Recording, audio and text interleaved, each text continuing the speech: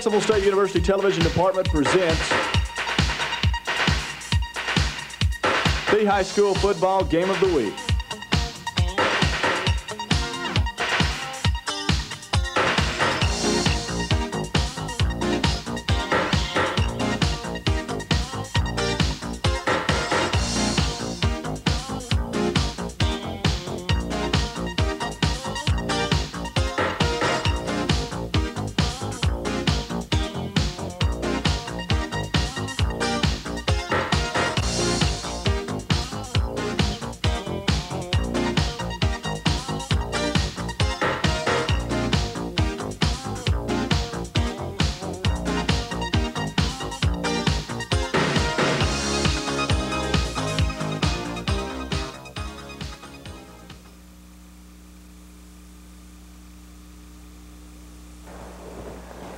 Good evening and welcome once more to the high school football game of the week.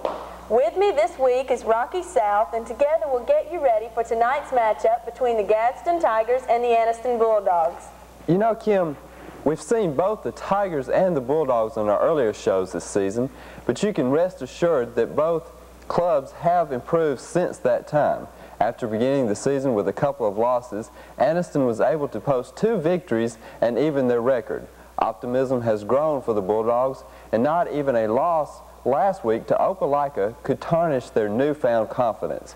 Here with further comments on Anniston is Steve Camp. Anniston football fans have seen improvement.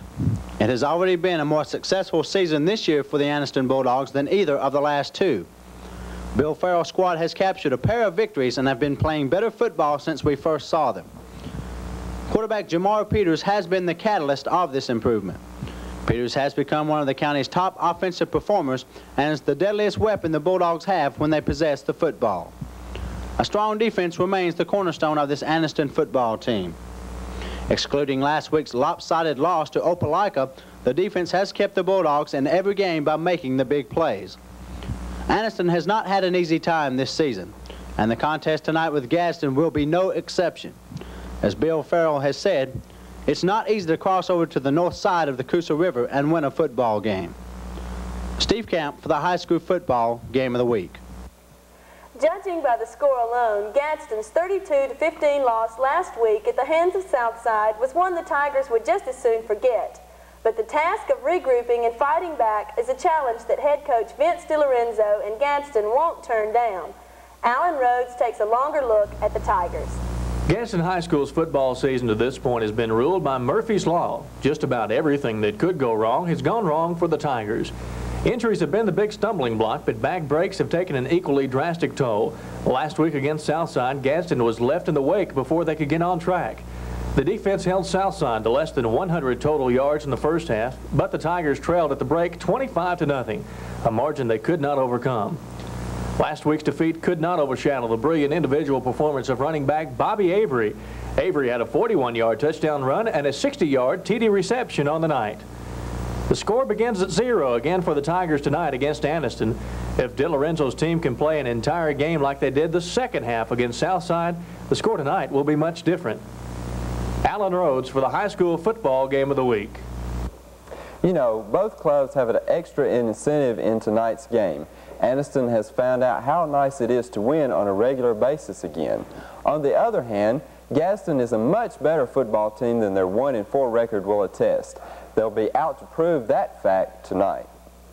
They're just about ready to tee it up over at Murphy Stadium in Gadsden. But before we go, we'd like to remind you that video cassette tapes of tonight's game or any other game previously aired on our show can be purchased for $15. Simply call us at 231-5300 to order any or all of the games aired on the game of the week. Let's go now to Steve Camp and Mickey Shadrix at Murphy Stadium. Thank you, Kim, and welcome to Murphy Stadium here at the Gadsden High School, where tonight you'll have the Gadsden Tigers in homecoming hosting the Anniston Bulldogs on the season. Mick, 2 football teams tonight who have played much better than the record has attested to this point.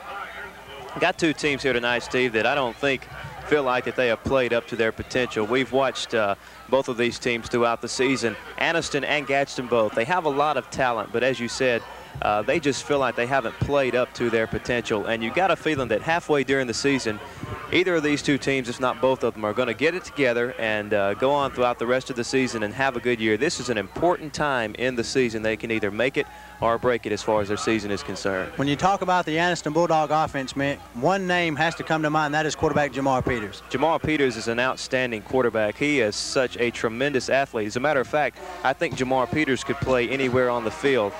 He is a super runner.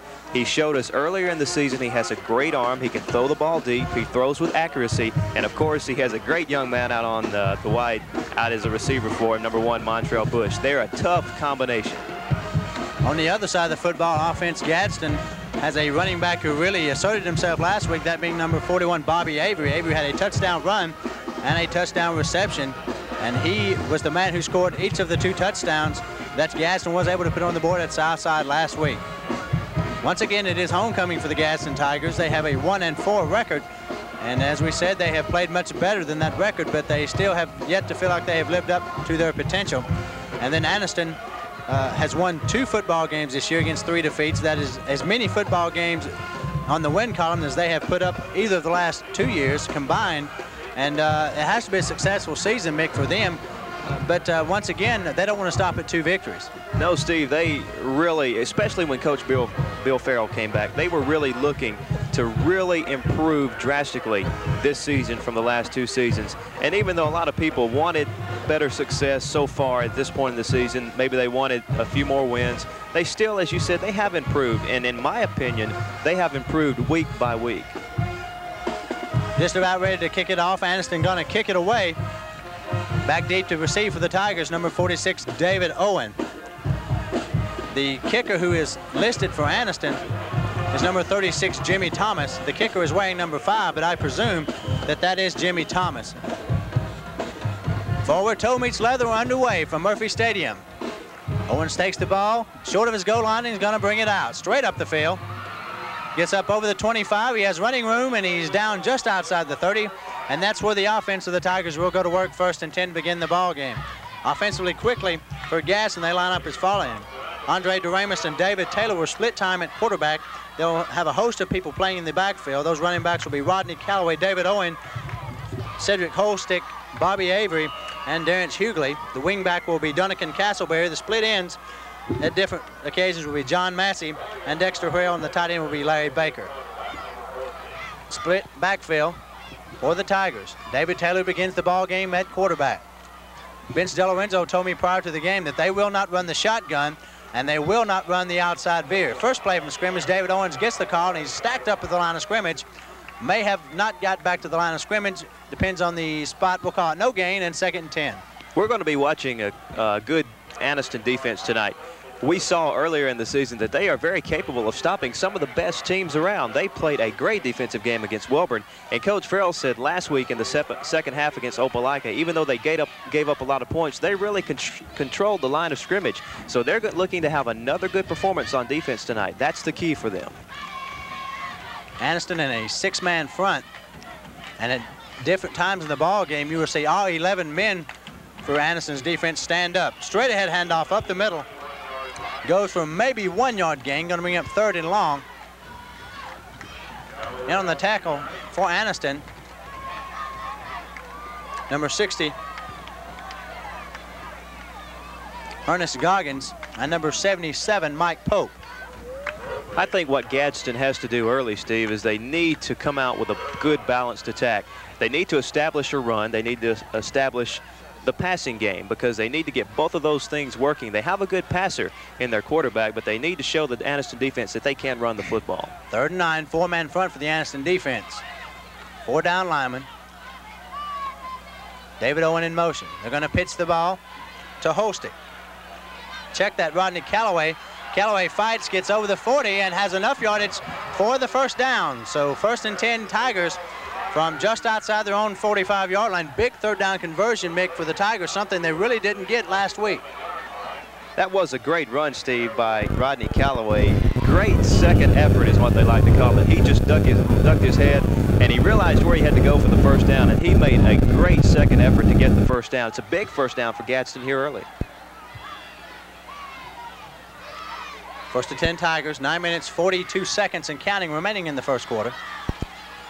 Anniston in a 6-man front. Long count. Gonna hand the ball off to David Owen. He's hit in the backfield by Ernest Goggins and rode to the ground. Also there on the tackle for Anniston, number 76, Marvin Moore. No gain on the play, gonna bring up second down and 10.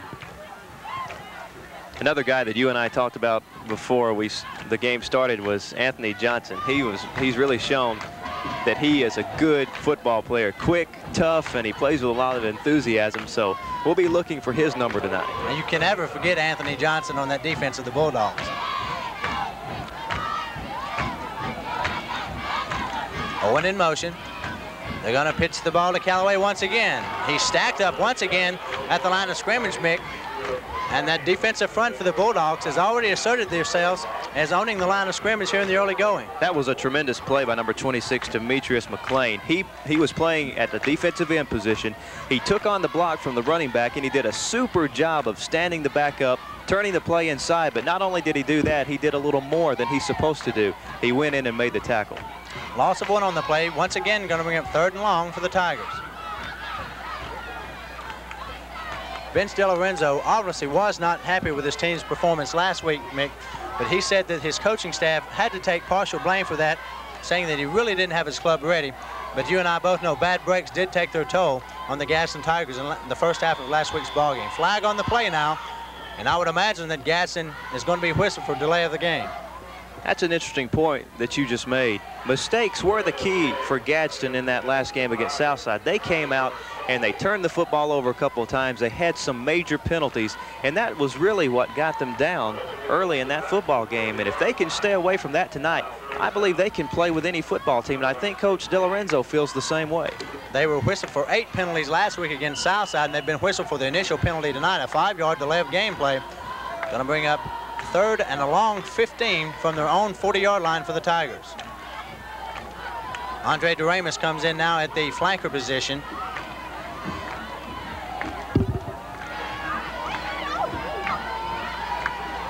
David Taylor back to pass, throws out in the flats, overthrows his intended receiver, Larry Baker. Baker, the tight end, was open in the seam of that Anniston zone pass defense, and it'll bring up 4th down for the Tigers. On to do the kicking for Gadsden, number 75, Fred Sinkton. Sinkton did a good job punting last week for the Tigers, did have 1 kick blocked, which resulted in a Southside touchdown.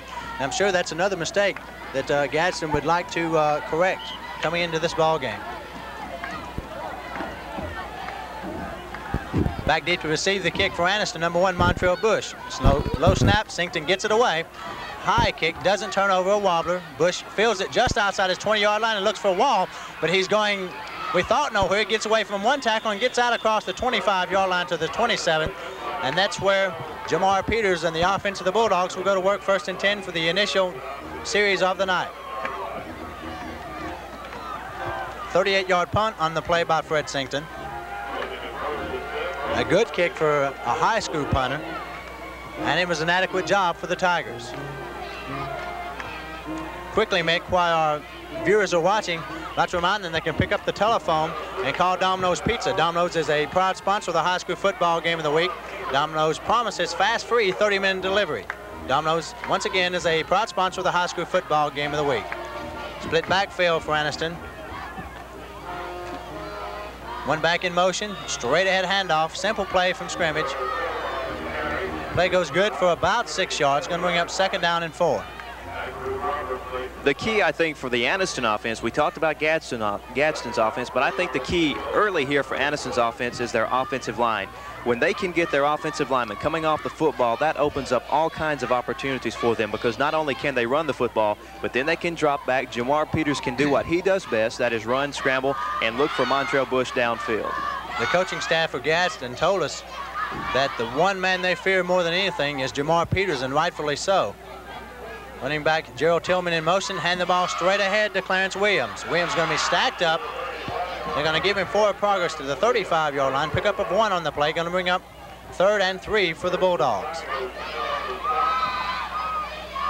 We've got a cute spectator down here below us, Steve. I think the Anniston Bulldogs brought not only I think they brought both their mascots. They have a dressed-up Bulldog and a real Bulldog. Real Bulldog. I don't know which one is the more attractive of the two. We'll let our viewers decide that. 3rd and 3 for the Bulldogs from their own 35-yard line. 5:49 and counting remaining in the first quarter. 5-man front for the Tigers. Williams in motion. Handoff up the middle. Ball play is going nowhere. Check that. They're going to give the play forward progress to the 39. I still believe it's going to be well short of the first down. Matter of fact, it's going to lose a yard. And then to punt the football away for the Bulldogs will be number 74, Rusty Orr. Going back deep to field the punt for the Tigers will be number 87, John Massey. Timeout on the field. 5 minutes and 26 seconds remaining in your football game. We have no score. 4th and 4 for the Bulldogs. Just under the halfway point here in the first quarter. High snap. Rusty Orr fields it. Gadsden sets up a return. Low kick. Doesn't get the carry. Going to hit at the 31-yard line. It hit off the foot of the up man, David Owen. And alertly, a Tiger recovered on the play.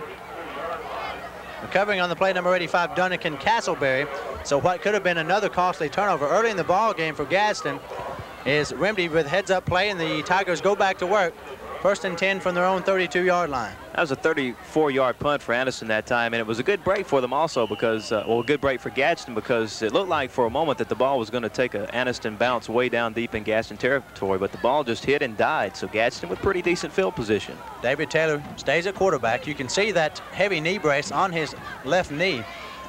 That injury forced Taylor to miss 2 ball games earlier in the season, and that did not allow Gadsden to get on track. Big play by linebacker Mark Freeman as he caught the running back in the backfield. A very massive hit there, Mick, and that probably shook his teeth loose. You know, and earlier when I saw Mark Freeman play, he was in the backfield so often that I was making comments such as he was stunning or he was coming on the blitz. But I think he is just so quick that Bill Farrell lets him play that linebacker position pretty much the way he wants to. If he sees a play going a certain way, he has the freedom to hit the hole, hit the crease, and get up in there and make the stop. And he's so fast that oftentimes he can get in the backfield to make the stop. Plays the linebacker position more like a rover back position. David Taylor back to pass under rush, throws over the middle, has his tight end Larry Baker at the 41-yard line. Baker fumbles the football over the 50, and it's recovered downfield by another Tiger. Another potential mistake that was covered up by a heads-up play by another Tiger player.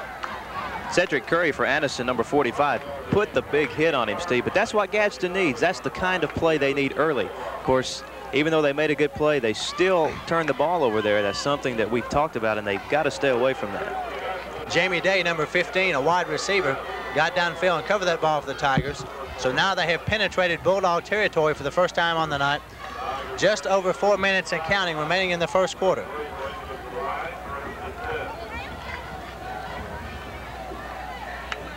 Anniston once again, the 6-man front. Owen in motion for the Tigers. They're going to pitch the ball out to Callaway. Callaway has the corner. Picks up about 4, maybe 5 on the play. Going to bring up 2nd down and 5.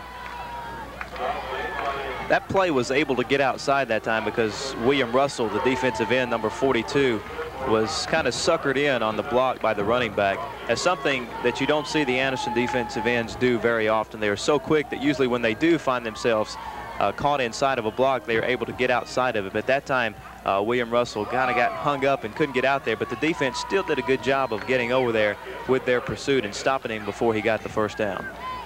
If this situation holds true to what we saw earlier in the season, Mick, you start looking for a big play from this Bulldog defense. Straight ahead handoff to Callaway once again off the left side.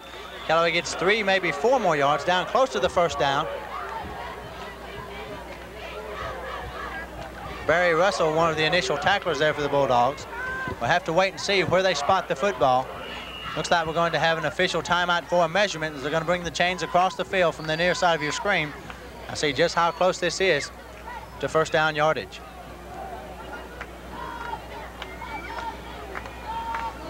Once again, Mick, I'd bet you a dime to a dollar that they make those chain gang guys hand those flags to the officials.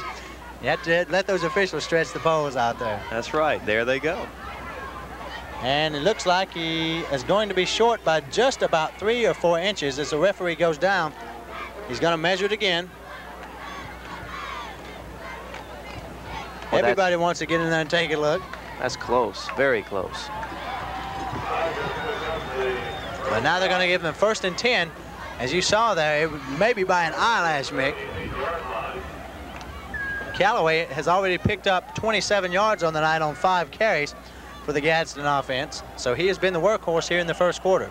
2 minutes, 50 seconds remaining in the opening quarter of this homecoming for the Gadsden Tigers as they square off against the Anniston Bulldogs.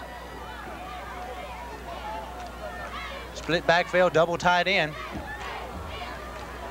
Wing back, no flags on the play. As you saw moving, they hand the ball off to David Owen. Owen tries the left side again, and he's knocked out of bounds over there at about the 35-yard line. Could not tell who was the initial tackler on the play for Anniston. Gadsden already looks more solid on offense than they did in the whole football game last week.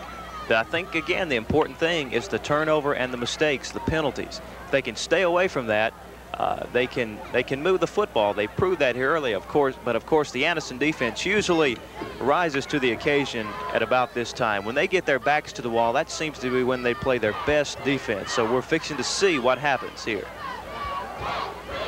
Gadsden offense moving the football 35 yards from pay dirt here, trying to draw first blood on the ball game. Run the counter play to the wing back, Andre Doremus. Doremus run out of bounds. Good play across the way. Once again, did not get a number on the tackler. Cedric Curry, the defensive back, the first man to hit him there for the Bulldogs. Pickup of a couple, going to bring up another 3rd and substantial yardage for the Tigers. Have an enthusiastic group down just to our left here, the Anniston band. One group showing they do have spirit, and they are into the football game. Pretty good turnout for the Anniston crowd, much more than we may have expected before the game. David Taylor back to pass on 3rd down, pressure by Mike Pope. He throws out in the flats. Good play by the quarterback, Elijah Wood, to break it up. Pass was intended for number 15, Jamie Day. It'll bring up 4th down for the Gadsden Tigers. We'll have to wait and see if they choose to punt the football away or if they will go for it down so deep in Anniston territory. The play that time was made by number 77. We don't have, or yes, we do have a number on him, Mike Pope. He put good pressure on Taylor that time and caused him to rush the football. Going to have a long field goal attempt now. In to do the kicking, number 41, Bobby Avery.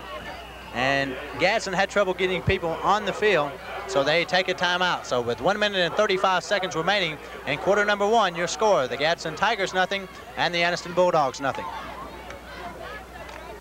Such a sensation in his blue jeans, temptation, if you know what I mean, making me crazy till I'm just about gone. Is it what he's got going or what he's got on? The lovely sensation, the brand that fits.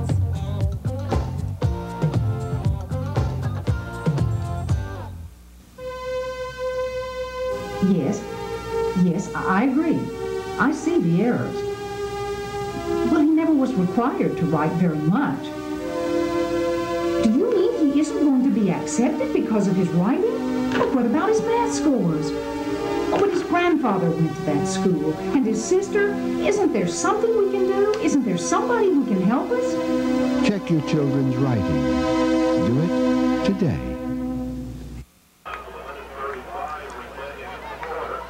Bobby Avery on to try the field goal. Vince DeLorenzo has chosen now to go for it on 4th down. David Taylor in the offense back into the ball game.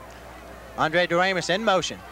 Taylor back to pass. He's 1 for 3 on the night. Pressure again from Mike Pope. He rolls outside, looks downfield. No one to throw to. Now flips it off as he takes a big hit from linebacker Rodney Sturkey, and a flag goes down. We may have a roughing the passer or an unnecessary roughness on the play. Steve, I think what they're going to call is he was past the line of scrimmage when he threw the football. I think he was probably about 2 yards past the line of scrimmage. He couldn't really make up his mind whether he wanted to run or throw.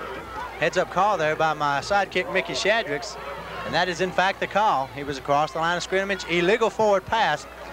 If I'm not mistaken, Mick, that is a 5-yard penalty and loss of down, so Anniston will get the football out over their own 35-yard line as their defense did a good job of coverage downfield. Taylor, as I said, 1 of 3 on the night, 1 of 4 now for only 18 yards, had a man down deep in the end zone, but the way he was rolling, he chose not to throw the football. He probably could not have gotten the football to him, and he was out here in the flats and really had no one to throw it to, and he really took a shot from the linebacker, Rodney Sturkey.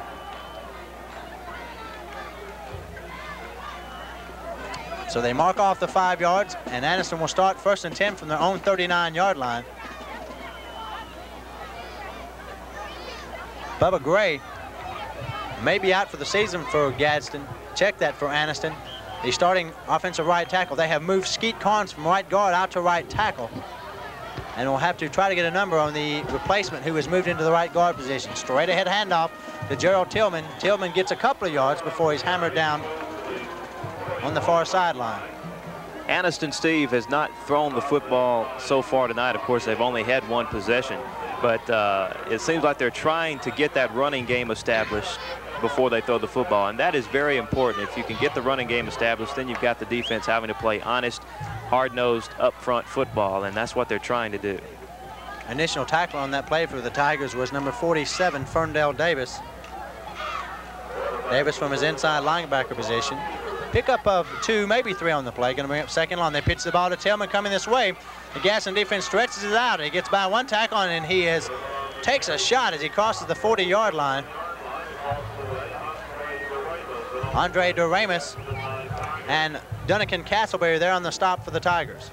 Big hits by that Gadsden defense. Matter of fact, we've seen some good hitting on both sides for both defenses.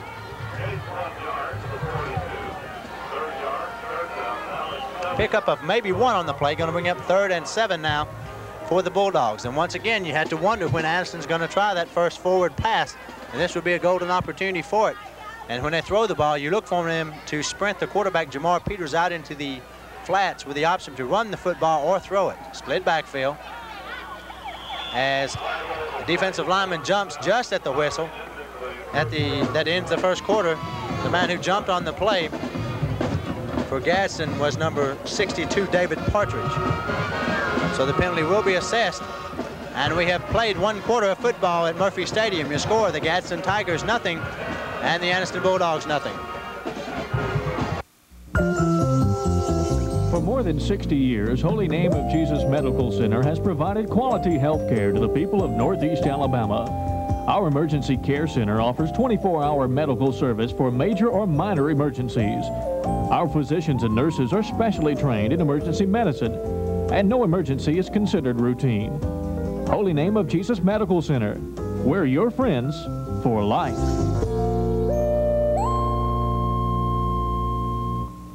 Oh, we got the wrong tops, Ashley.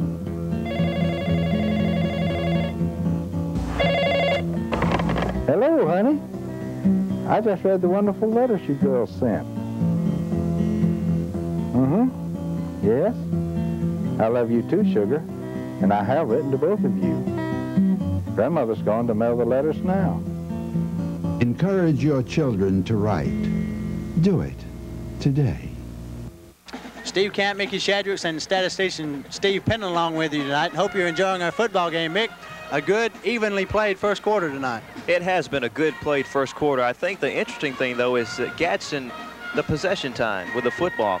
Anniston only had the football for a little over 2 minutes, so Gadsden has started out very good in this football game. They've kept it in their possession, but neither team has been able to score it, so it's really been a pretty well even battle so far. One thing that's a change from last week, Gadsden has avoided the big turnover and a lot of costly penalties, and maybe that's going to pay off for them later in the football game. That was the problem for them last week. They came out and they had some turnovers. I think they had 2 turnovers in the early minutes of the football game. They had some penalties, and that really got them behind early, but they've stayed away from that tonight.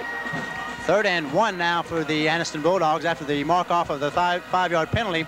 Jamar Peters is going to throw the out pattern, has Montrell Bush over in the flat on the screen, and he's brought down a good open field tackle on what appears to be short of the first down. As the Gadsden Tiger defense got out there and was able to stop the play for no gain. Gadsden owned the first quarter, making total yards. They had 34 total yards.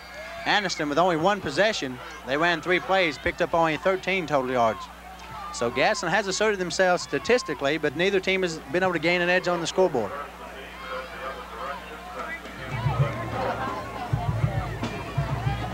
Evidently, the official ruling on that last play, Mick, as the teams changed sides, was that the penalty did occur before the clock ran out. So they came back, marked the ball, ran the one play with a couple of seconds to go, and now we begin the second quarter. As under the officials' judgment, there was time left on the clock in the first quarter. Fourth and a couple of yards to go. Rusty York goes back in punt formation for the Bulldogs. Back deep to receive the kick for the Tigers once again is John Massey. The up man is David Owen. I believe that's the first time I've ever seen a situation like that, where the official had to go ahead and start the second quarter the way the first quarter ended, because he did think there was time left on the clock when the penalty occurred. So now they're going to take the break between quarters. So we're about ready to start quarter number 2. Once again, your score, Gadsden nothing and Anniston nothing. So after a bit of discussion, we're just about ready for the second frame, as Rusty York goes back to kick and John Massey back deep. Good snap. Kick is away, a knuckleball kick. Going to be fielded by John Massey at his 23-yard line. He gets one block, cuts it upfield, and he's brought down by William Russell as he crosses the 25-yard line. Good coverage on that kick by the Bulldogs. Specialty teams are really important. Both coaches will always tell you that when you talk to them. It's always funny to hear the coaches, when you ask them the keys to victory, they always say stay away from the turnover, eliminate mistakes, and play well on specialty teams. Because when you can go out there and play well on offense and defense all night, but if you give up big plays on special teams, you can lose the football game. Mickey, you have to remember, when they give you a coaching certificate for high school, they teach you some of those phrases that you're supposed to use in certain situations. That comes straight out of the book. A lot like what we say. Huh? Exactly. We're reading this straight out of a manual, ladies and gentlemen. Straight ahead handoff. Rodney Calloway with the ball. Keeps his leg moving and gets by one tackler. Picks up a couple of yards on the play. You know, a good line to use when you are asked the keys to victory would be score more points than the other team. Yeah, the team with the most points is going to win. I did say that one time, by the way, in one of my first basketball broadcasts. I was giving analysis, and I said the team with the most points will win. Well, that's true. Yeah, it was true, but I'm afraid everyone knew it. You kind of got laughed about there, kidded about that. Pickup of 3 on the last play.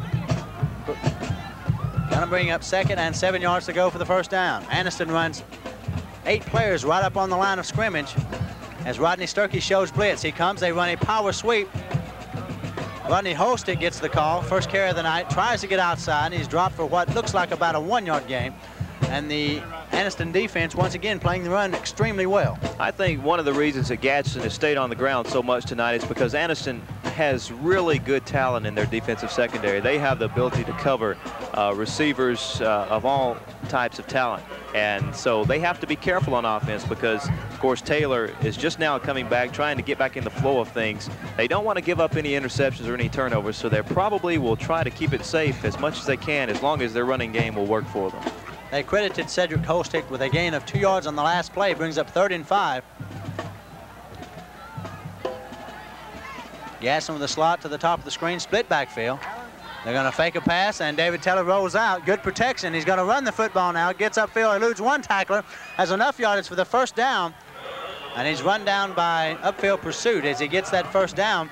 And David Taylor, a man who had to miss some games with injuries this year, showed some courage as he tucked it in and went for the first down marker. He's shown already tonight that he will tuck the football under and run with it if his receivers are covered. And as we mentioned, the Anniston secondary does a good job on coverage, so the Anniston defensive front and linebackers are going to have to really mirror the quarterback Taylor, because if his receivers are covered, he will tuck it under and run. And as that time, it was a big play for them because he picked up the first down. First down Tigers on their own 43-yard line. 9 minutes, 35 seconds remaining in the first half. The clock continues to run. David Owen in motion.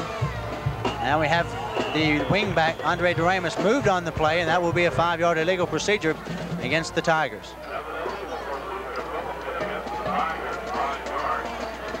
While we have another moment, Mick, I'd like to thank another sponsor on the broadcast tonight, Reed Building Supply in Jacksonville. For your home and hardware needs, shop Reed Building Supply. Reed is a proud sponsor of the high school football game of the week.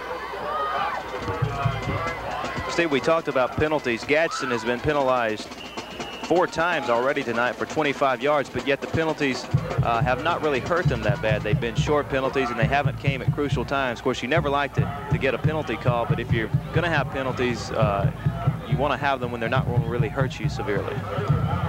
They mark off the 5 yards against the Tigers. They'll start 1st and 15 on this drive. Straight ahead handoff, Bobby Avery with his first carry on the night. Gets into the backfield.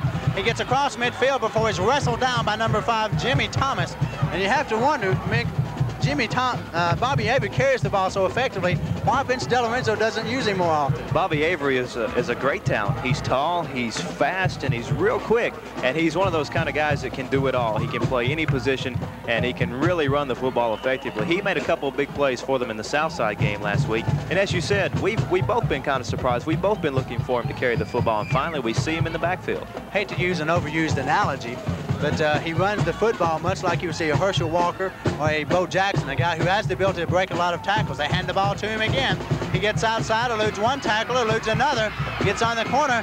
He has the ball knocked out of bounds, almost a turnover, as defender number 12, Freddie Ramsey, did catch the ball, but he was out of bounds. Another big carry, and it was a big hit by number 15 linebacker Rodney Sturkey that jarred the ball loose, but not before. Avery got enough yardage, good for another Gadsden first down.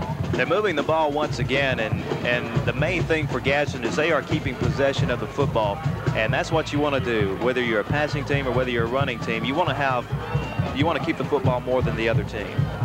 They have owned the football, as you said, much of the night. 20-yard run for Bobby Avery on that play. Official timeout on the field. It looks like we're going to have an equipment timeout as Jimmy Thomas starts looking for a piece of his equipment he may have lost. Sure it wasn't his contact? Well, I'm sure you wouldn't find it out there. Could have been other things, as Bobby Avery really put a move on Thomas. Looks like he found it. I think he did. I hope he found it. Whether he did or not, he's going to act like he did so he can get back underway. 8 minutes and 28 seconds remaining in your first half. It's been a good football game to this point, just as we suspected before the football game. First and 10 Gadsden from the Anniston 29-yard line. Deepest penetration by either team so far in the ball game. They run the counter play to Hughley. Terrence Hughley has enough yards for another first down. And that Gadsden offense is simply ripping the Anniston Bulldog defense to ribbons right now. That Gadsden offensive line is really doing a number on that Anniston defensive front. And you can tell by the players, they're really fired up. They like to see themselves moving the football because they haven't had that much success so far this season. This is homecoming for them. And you know they really want to be able to win this football game so they can go back to school Monday, hold their head up and say, hey, we won homecoming. We beat the Anniston Bulldogs, because this is a big rivalry for them. And also so they can say, hey, go home and watch us win on the high school football game of the week. Bobby Avery back in the backfield now. He lines up directly behind quarterback David Taylor. They hand the ball off to Avery. Avery gets off tackle, but he's stacked up there on the outside by William Russell. And he's joined by a couple of his teammates there as they stop Avery for about we'll call it a 3-yard gain, going to bring up 2nd and 7. Demetrius McClain made a good play that time. He came up and really put a good lick on Avery, stood him up, and was an important part of that play for the Anniston defense making the tackle. We may have a few of the numbers wrong tonight, ladies and gentlemen. Anniston does have a few numbers that do not match from their home red jerseys and their white road jerseys. Split backfield once again. They hand the ball off to Terrence Hughley. Hughley gets outside, and he's run out of bounds by Jimmy Thomas as he hits that fence down there, which is positioned fairly close to the field, and his foot went through the fence, as you saw there. That could have been a very dangerous situation for Terrence Hughley. You really hate to see that, but Hughley looks like he's okay. Now Bill Farrell going to run some more meat in on that defensive front. Rusty Yore, Skeet Carnes come in to replace some of the smaller guys on that defensive front. They're down inside the 10-yard line in Gadsden. They've moved the football, and the Anniston Bulldog defense has had little success in stopping the run by the Tigers on this drive. John Massey split wide at the top of your screen. Split backfield once again. They're going to hand the ball to David Owen. Owen finds a seam, and he bulls his way into the end zone for a Gadsden touchdown. Good run by David Owen as he simply would not be denied, and Owen gets up limping just a little bit. Tough run by Owen that time, especially because he met Rodney Sturkey, the linebacker, number 15, at about the 3-yard line. But David Owen really had good second effort. He had good drive, and he was able to get in the end zone with Sturkey on his back. So a big play for the Gadsden offense to get on the board here first. Now on to try the point after attempt. Will be number 83, Nathan Scholes. Now we have timeout on the field. Officials have noticed something. David Owen was just limping off the field on the far side. He looks like he could be hurt. That is an injury that may become a factor. We'll have to wait and see if Owen can play the remainder of this football game. Ball is snap is down, kick is up, and Schultz has converted. So your score with 7 minutes and 7 seconds remaining in the first half. The Gadsden Tigers 7 and the Anniston Bulldogs nothing. You see there in the middle of your screen, Mick, as we come back, number 54 sitting on the fence, that's Bubba Grape. There's the young man, good shot of him. He is a starting offensive lineman for Anniston, and he was lost to an injury, and he may be out for the entire season for Bill Farrell's Bulldogs. Coach Farrell said earlier this week that he had some problems with blacking out and passing out. So when a player has an injury like that, you really don't want to take a chance and try to play him, because you really never know what type of physical problems might be occurring when something like that happens. Nathan Schultz's kick is fielded by one of the up men, Clarence Williams. He brings it out past the 30-yard line. Pretty good field position for the Anniston Bulldogs to go to work. They have gotten virtually nothing going on the night offensively. 2nd and 15, and during that timeout, Bill Farrell had a few choice words for his offensive line there, Mick. He's trying to get them rallied and try to get them together. He did not like seeing Jamar Peters swarmed under by that big Tiger rush. Clarence Williams in motion. They're going to run the lead draw. Fumble on the play. Ball is picked up by none other than Bobby Avery. And a turnover. And the thing that really got the Gadsden Tigers last week has played in their favor here in the first half. The Gadsden defense played super so far tonight. As a matter of fact, Anniston has only 13 total yards rushing, and here we are halfway through the second quarter. The Anniston offense just hasn't been able to get anything going. They haven't even really had a chance to even try to throw the football. It's been all Gadsden to this point. Gadsden has asserted themselves, to say the least, and they are starting to play up to the potential we were told they had in the preseason. Anthony Johnson rushes onto the field. Anthony Johnson has what looks like a cast on his right arm tonight, Mick, and I don't know the nature of that injury.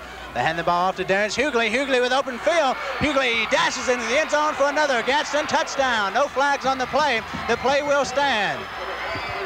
25-yard run by Hughley that time, and I don't think he was even touched. Excellent blocking again by that Gadsden offensive line. And I'll tell you, Steve, something very much in favor of Gadsden has happened, and that is these kids are starting to believe in themselves. They have gotten fired up. They have seen what they can do when they stay away from the turnover and the mistakes, and that is score on a good Anniston defense. And they have scored on not fluke plays, but simply lining up and playing fundamental football and beating your opponent on particular plays. Very uncharacteristic of the Anniston defense, Mick. We've seen them time and time again come up with the big plays and really stiffen down close to the goal line. Timeout on the field, 5 minutes and 52 seconds remaining in the first half. Your score now, the Gadsden Tigers 13 and the Anniston Bulldogs nothing. Gadsden now has chosen to go for the single point after attempt. Nathan Schultz in to try once again, one for one on the extra point attempts. Leading rusher now in the ball game for the Anniston, checked out the Gadsden Tigers, is Darren Hughley. As the kick is up and no good, so your score will stay at 13-0. Hughley has 46 yards on 3 carries with 1 TD. So Gadsden has controlled the football game to this point. 13-0 your score, the Gadsden Tigers over the Anniston Bulldogs. There you see the score of tonight's ball game. Been all Gadsden Tigers tonight as they lead 13-0 with 5 minutes 52 seconds remaining in the first half. Bobby Avery now has teed it up. He'll kick it away for the Gadsden Tigers. Back deep to receive the kick, the ever dangerous Montrell Bush. Avery gets his foot into the football. Low line drive kick, gonna go out of bounds, and they'll back it up 5 yards, and Avery will have to kick the football again. Mick, we were talking, we may anticipate some changes for Bill Farrell on offense, as his offense really has got nothing going here in a quarter and a half. Bill Farrell is the type of coach that will try to find a group of people that want to play on a particular night. If he doesn't think the guys he has out there are doing the job or even putting out their maximum effort, he will go with younger guys, second string guys or whatever, to try to find kids that are young athletes, some of these guys young adults, by looking at them, that will want to go out there and that will give their all and play as hard as they can. This definitely is not the offensive unit, Mick. We saw score 20 points against the Sachs Wildcats and score a touchdown late in the ball game to pull out a win. Avery now going to kick it away from his own 35-yard line. Montrell Bush moves up to his own 15. Avery gets his foot in the football, low line drive, fielded by one of the up men. And he is going to be brought down on the 30-yard line as he fights to get away. Like there might have been a football there. First man down the field to hit him for the Gadsden Tigers, number 74, William Jones. Good coverage by the kick team of the Tigers.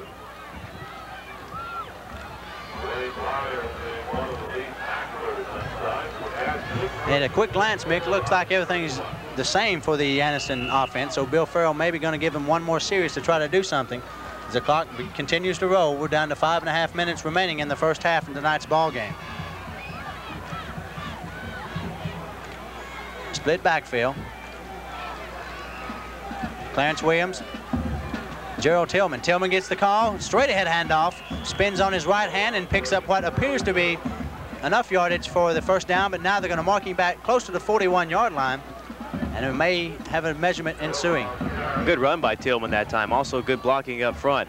A few moments earlier, Bill Farrell called a timeout and went and talked to his offensive team. As a matter of fact, it was right before the fumble, but I still think the words he had for that offensive unit are going to carry over into this drive.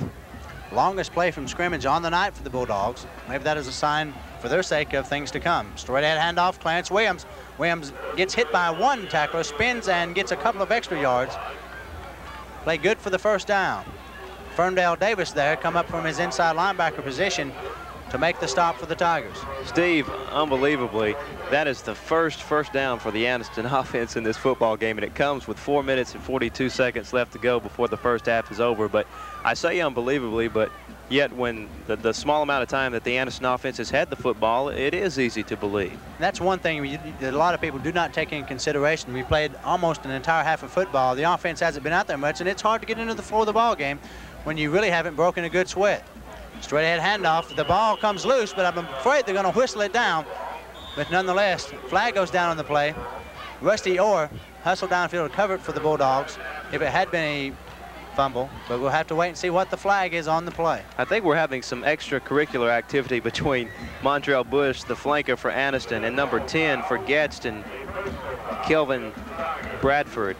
Montrell Bush has been blocking Bradford on running plays, and I think they got a little too enthused that time about their going against each other. They've been exchanging words. Montrell Bush, to say the least, is a colorful individual. Talented young man, has a lot of confidence in himself. That's what I was fixing to say. He has confidence, and when you have that much talent, you can afford to do a little talking. Muhammad Ali made a good living at it for several years. But another day, another sport, another story. Timeout on the field. 4 minutes, 15 seconds remaining in the first half. Your score, the Gaston Tigers 13 and the visiting Anniston Bulldogs nothing. Back to action on the field after that timeout. Mick, Vince DeLorenzo came out to ask the officials just what it was that his team was whistled for. Bill Farrell came out on the field, and I was reminded before the football game by Coach DeLorenzo that an official from the Alabama High School Officiating Committee is here to monitor the job done by the officials, and that was at the request of Anniston head coach Bill Farrell. Montrell Bush goes in motion. Jamar Peters back to pass. He's pressured, throws the ball downfield. Pass is going to be picked off down inside the 5-yard line, as Jamar Peters really put it up in desperation. I think that was a pass Jamar Peters would like to have back. He was really pressured heavily that time, and he really shouldn't have thrown that football, because what really happened was he just threw it up for grabs, and there were a couple of Gadsden defenders back there. Kelvin Bradford, number 10, was the man who picked the football off. So that's a big mistake for Anniston, because they had the football, they were driving it, and they had a good chance to score right before halftime, get some points, but now they turn the football back over to Gadsden, and the way that Gadsden has been moving the ball, they could very well move it out of this hole. But maybe there's a silver lining on the dark cloud for Anniston. They do have the Tigers back inside the 5-yard line. If the defense can come up with a big play, they maybe can pin them in there for a safety. Jamar Peters 1 of 2 on the night now with 1 interception. So both passes he has thrown has been caught by someone, one of them not by the intended receiver. Darren Hughley and Bobby Avery in the backfield now behind David Taylor. They split John Massey wide to the top of your screen. Going to try to spread things out. 6-man front for the Anniston Bulldogs. Bobby Avery with a straight ahead handoff. He's going to pick up about 2 yards on the play as the Tigers simply try to get out of the hole. And I'm sure Vince DeLorenzo and his offensive unit over there would be glad to run the remainder of the time off in the first half and just get out of that hole unscathed. If they were able to go in at halftime with this 13-point lead, you know Coach DeLorenzo and the Gadsden Tigers and the fans would really be pleased with the effort in the first half. They have the work cut out for them because I'm sure the Anniston Bulldog defense has their ears pinned back and they're going to go for it.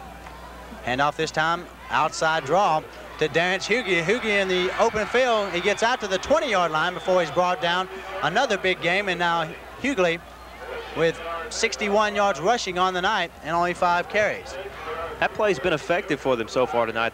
Taylor just comes out, hands the football off to Hughley to the outside, off tackle, and he just usually finds good running room back against the grain, and that was the case that time. Mick, I just saw defensive guard Anthony Johnson come off the field for Anniston.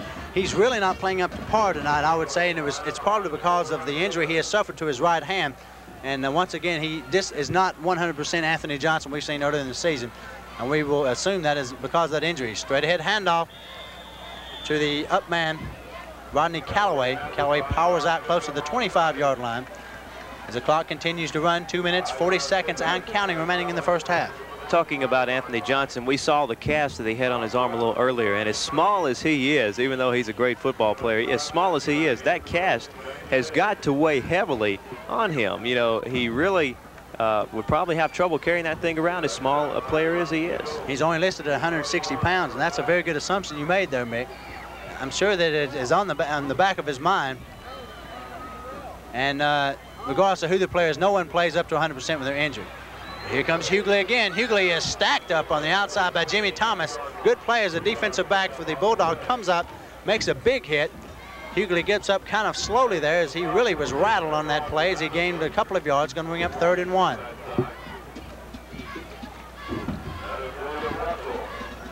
Liam Russell also there on the tackle for the Anniston Bulldogs.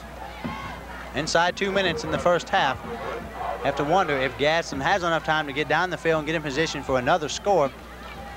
But I'm sure that the Gadsden coaching staff would like to just see a sustained drive, if nothing else, for confidence, building that confidence some more.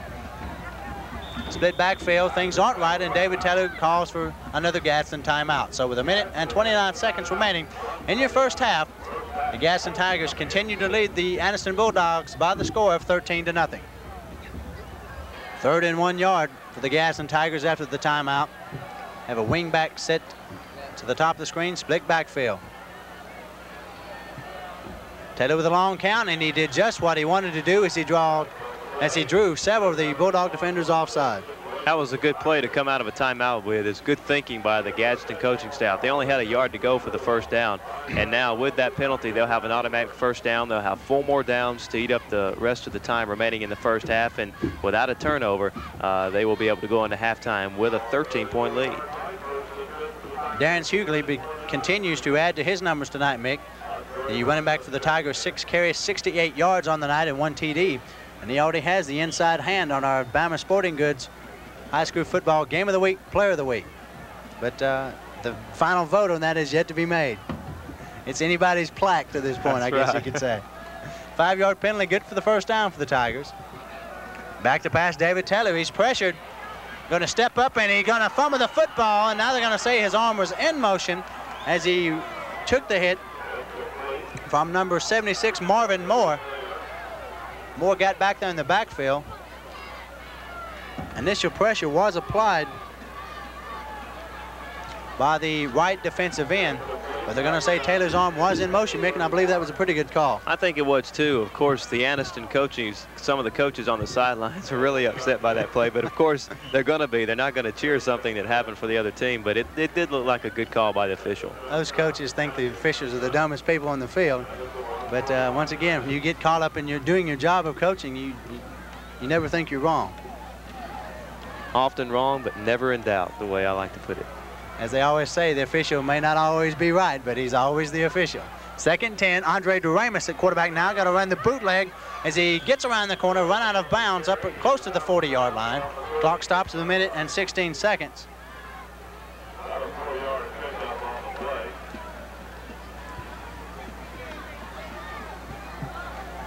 They're going to give Duramus about 4 yards on the carry. We'll call it 4. It'll be 3rd and 6.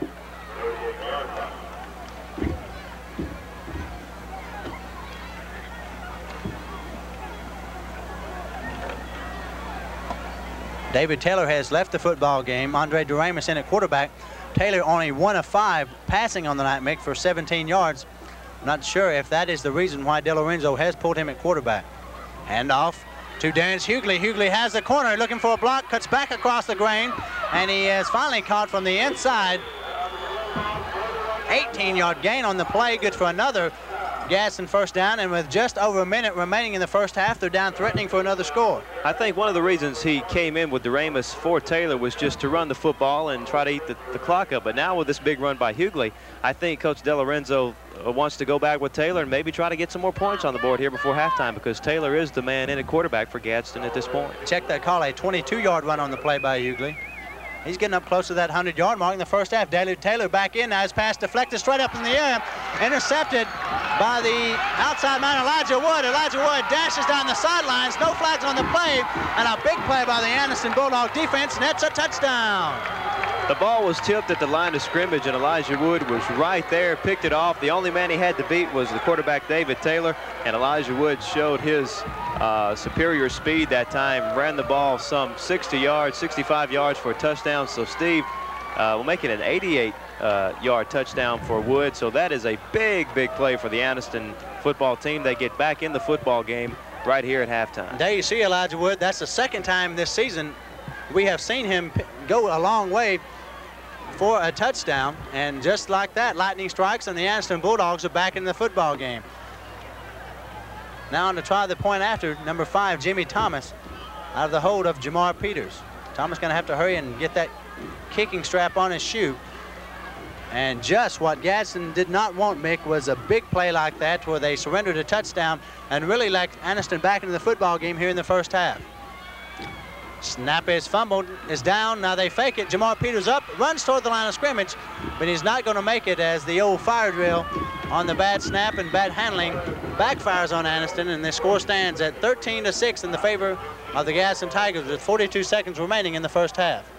The soft touch of cloth has arrived at the Shell Car Wash. Now you can pamper your car with this area's only cloth wash. Soft cloth pads gently remove dirt and grime from your car's surface while buffing in a showroom look.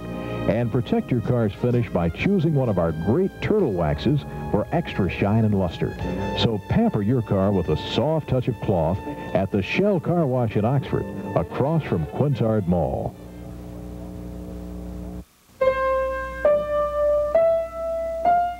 Why not tell him about school, too? He would want to know about that. How do you spell school? S-C-H-O-O-L. May I write parlor, too? Of course you may. Tell him what you've been doing all day. What? Encourage your children to write. Do it today. But I don't know.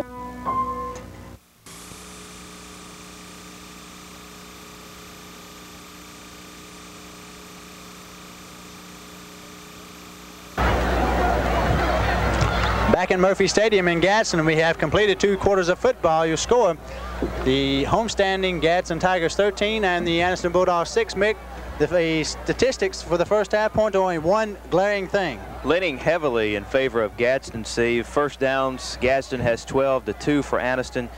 Yards rushing, 207 for Gadsden, only 29 for Anniston. Yards passing, not either team with much yardage, but Gadsden with 17 yards, Anniston with none. Total yardage comes out to 224 yards for Gadsden and only 29 yards for Anniston. But it was the Gadsden passing game that ultimately put the Bulldogs right back into the ball game with that big interception. Bobby Avery gonna boot it away, a low line drive kick, and it travels into the end zone. And in high school football, of course, that is a touchback. So the Anniston Bulldogs put it in play, 1st and 10 from their own 20-yard line to open the second half. As you mentioned, Steve, the turnovers were a big factor in the game. Both teams turned the football over twice, but the big turnover was right before halftime. Gadsden electing to try to throw the football, maybe get some more points on the board. The ball was tipped by an Anniston defender. Elijah Wood was right there, ran it back 78 yards for a touchdown. So that one costly turnover for Anniston turned into a big touchdown. Well, that big turnover for Gadsden turned into a big touchdown for Gadsden, put them back in the football game. Anniston offense going to open up just as they did the ball game. Clarence Williams, Gerald Tillman in the backfield. They run the sprint out draw, handoff to Gerald Tillman. Tillman gets up for about a 1, maybe a 2-yard gain. Peters was almost caught in the backfield, so we bring up 2nd and 8. Mick, I can hear your stomach growling, so I'll remind our viewers that you can pick up the old telephone sitting right there next to the easy chair, and that was Mick's stomach growling, and call Domino's. Domino's is a proud sponsor of the high school football game of the week. Domino's promises fast, free, 30-minute delivery. And once again, Domino's, we thank them for being a sponsor on the high school football game of the week, and Mickey's growling stomach, we'll thank them later. Yes. Mick, it's one of the better things you said all night. 2nd and 8, jump pass over the middle, tied in Patrick Fuller. Pat Fuller on the outside, he has one man to beat, and he's run out of bounds by defensive back Andre Doremus. Good play, shades of the old Sammy Ball days, the jump pass by Jamar Peters, and it proved effective. It was a good play by Jamal Peters. Good jump pass, but whose day? Sammy Ball, you know, football before the face mask, when men were men, and we'll leave it at that. Oh, was I around at the time, or no, that was before Paul Horning. So. Oh, you weren't around, were you? Okay, I wasn't around. I refuse to comment. Good for the first down into Gadsden territory inside the 45-yard line.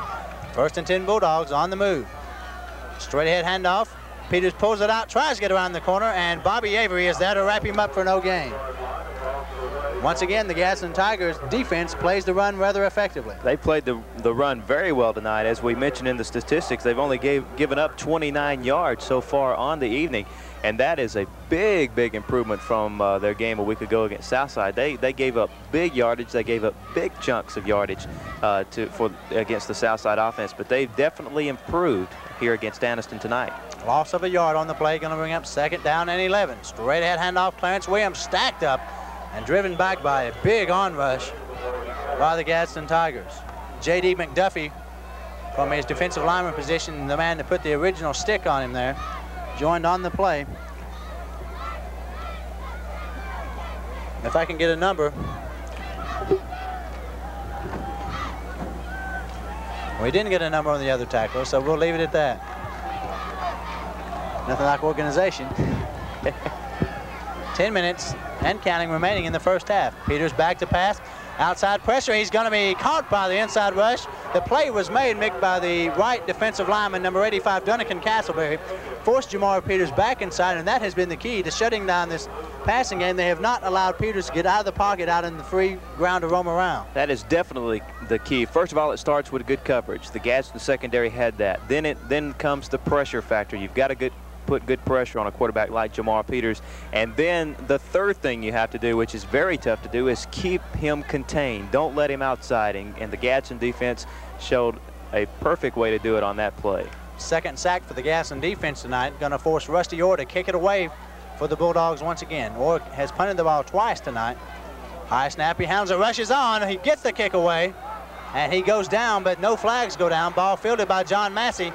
Massey trying to get all he can get. He gets out of bounds, run out of bounds by Rodney Sturkey and Mike Pope right around the 25-yard line. Rusty Orr went down, but in the officials, and boy did he go down, but in the the judgment of the official, there was no roughing on the play. I guess the official thought that it would take a little more than a couple of small Gadsden football players to knock Orr down. He's a big young man, but he did a pretty good acting job. But he did get hit, but the official ruled that it was not roughing.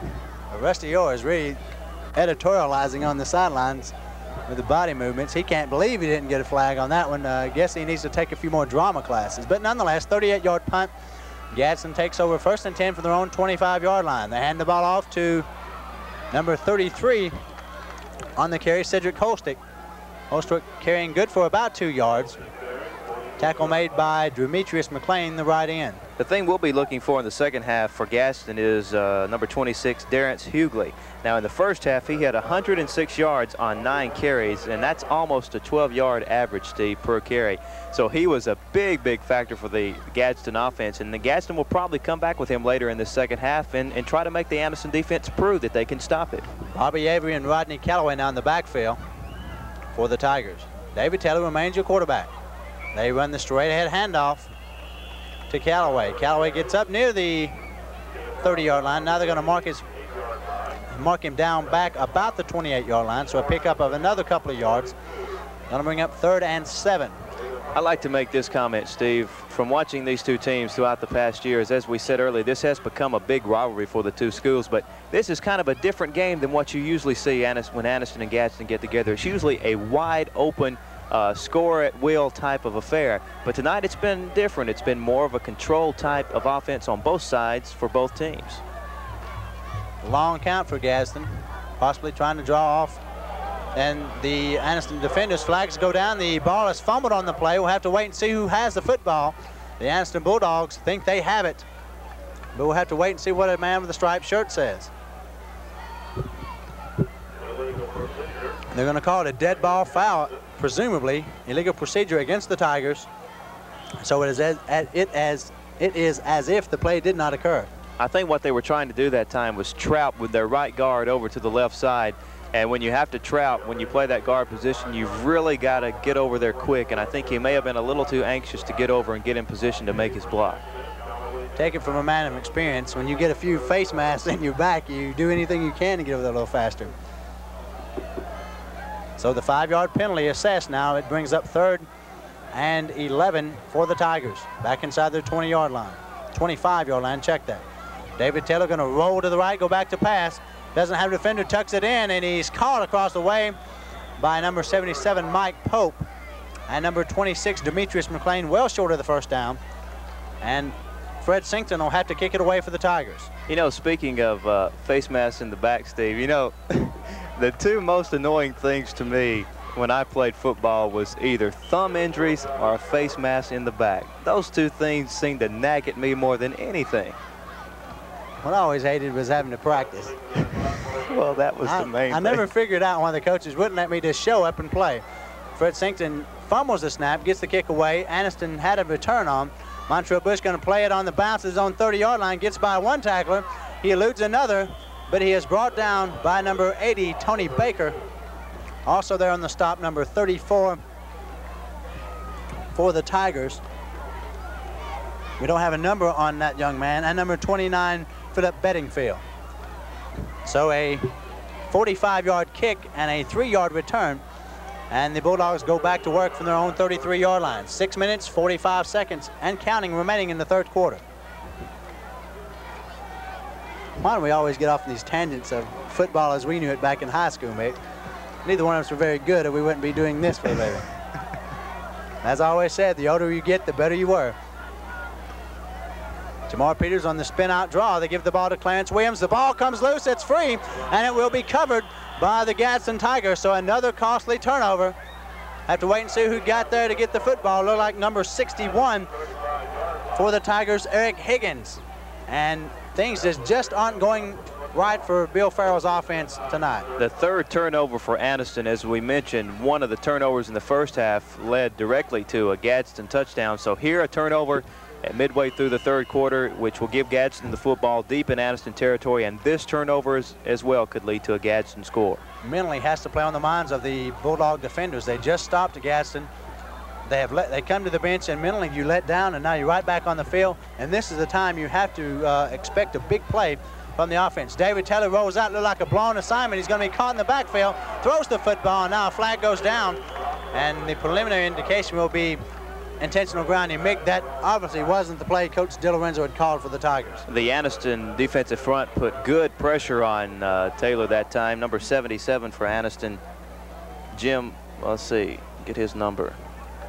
Mike Pope, along with Rodney Sturkey, put good pressure on Taylor that time, and it was a good call by the official. There was no receiver out there where Taylor threw the football. Big loss on the play of 13 yards, going to bring up second. And as Dave Dunwoody would say, second no hatchie for the Gadsden Tigers.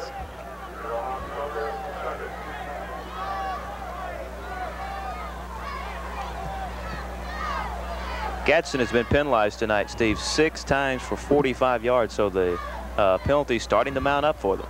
Timeout on the field, 5 minutes and 56 seconds remaining in the third quarter. Your score remains the Gadsden Tigers 13 and the Anniston Bulldogs 6. There you see your time, 5 minutes, 56 seconds remaining. The dilemma facing the Gadsden Tigers, second down, and they have to go almost to the next time zone for a first down. The ball spotted down on the Anniston 49-yard line. They must go all the way down to the 24-yard line of the Bulldogs to pick up a first down. Split backfield. They're going to hand the ball off to Callaway. Callaway stacked up on what looks like about a 2-yard gain. There on the tackle, Mike Pope and Rodney Sturkey. Mick, those are two names we called quite regularly tonight for the Anniston Bulldogs. They've played well, Steve, and that's what you want your defense to do. After you make a turnover, the thing that your defense has to do is not think about it. Just go out there, do your job, and stop the offense. And that's what they're doing so far. They backed them up. Penalties hurt them. They have them with a long third and well over 20 yards to go. So if they can hold here, they will have done their job. Bulldogs run an extra defensive back into the ball game now. Johnny Walker comes in. As you see some medical assistants coming across the field. Have an injured player for the Anniston Bulldogs sitting on the bench just in front of us. We do not know the nature of that injury, but he is requiring expert medical attention. Back to the field, a third and long, and you have to look for a pass here from the Gadsden Tigers, although the last time they put the ball in the air, it backfired on them. Taylor back to pass, 3 men out in the pattern, got his tight end Larry Baker just short of the 30-yard line. Baker run out of bounds. Across the way by number 12, Freddie Rimsey is going to be short of the first down. 22-yard pickup on the pass reception.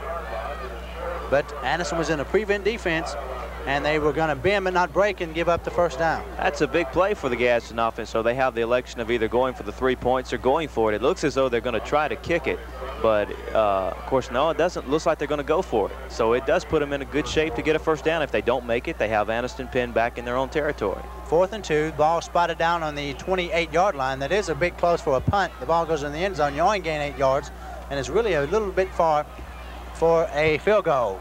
On the carry, Bobby Avery. Avery met by Jimmy Thomas, but the two players went shoulder to shoulder, helmet to helmet, and running back Bobby Avery got the better of that as he got enough yardage for the first down, but it was a good open field tackle by Jimmy Thomas. That's a great sequence there by the Gadsden offense. They had, I think, 3rd down and over 22 yards to go for a first down. They got a big play, the good pass over the middle, and now they went for the first down. They got it, so now they have 4 more downs to work with. They're threatening deep in Anniston territory. When they're in a tight, they go behind left tackle Torin Doremus, and fullback, check that, tight end Larry Baker. Once again, the ball's on the ground. Bobby Avery has fumbled. The ball's down, and it's another turnover. Ball recovered by the Anniston Bulldogs there on the play, right in Demetrius McLean. 4th turnover on the game for the Gadsden Tigers. That's the big play you look for on defense. Anniston didn't look like they were going to be able to stop Gadsden that time, but they got the turnover, so that counts just as much as stopping it. Ball goes over on the turnover. 1st and 10 now for the Bulldogs from their own 20-yard line. Jamar Peters gets last-minute instructions from head coach Bill Farrell. Bill Farrell, in all fairness, Mick, he comes back after a 6-year layoff and really has worked some minor miracles with the Bulldogs, winning 2 games in the first 5 games. Draw play fools no one. Pickup of only about a yard on the play. Tackle made by number 61, Eric Higgins.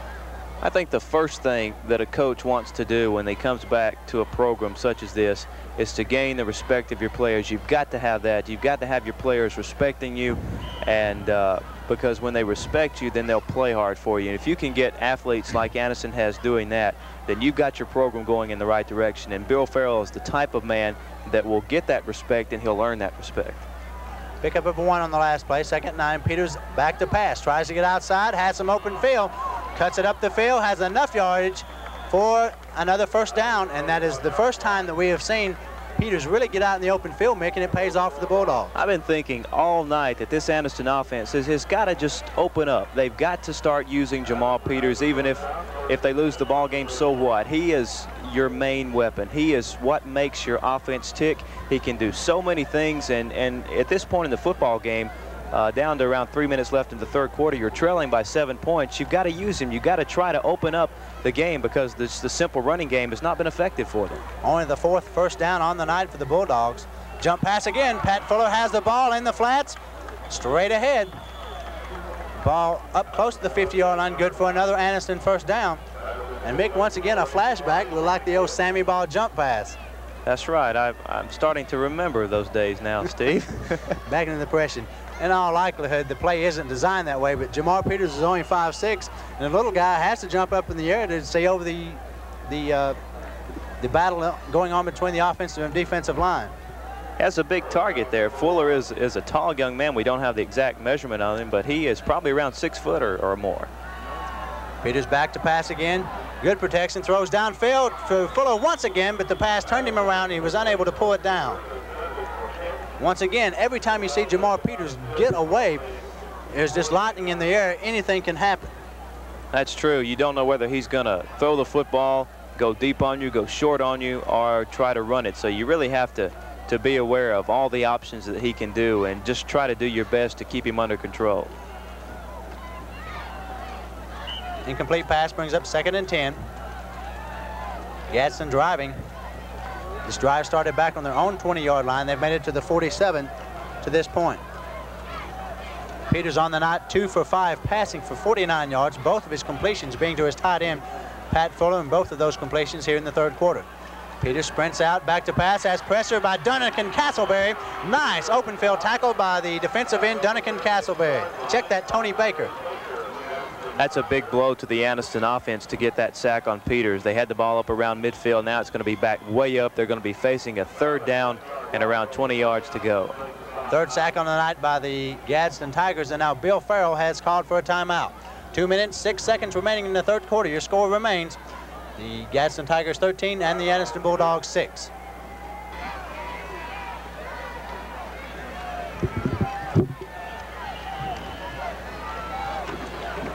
We're about to resume play now. Bill Farrell has said his piece to his offensive line and his offensive unit about as much as the officials would allow. I'm sure he could have stayed out there much longer.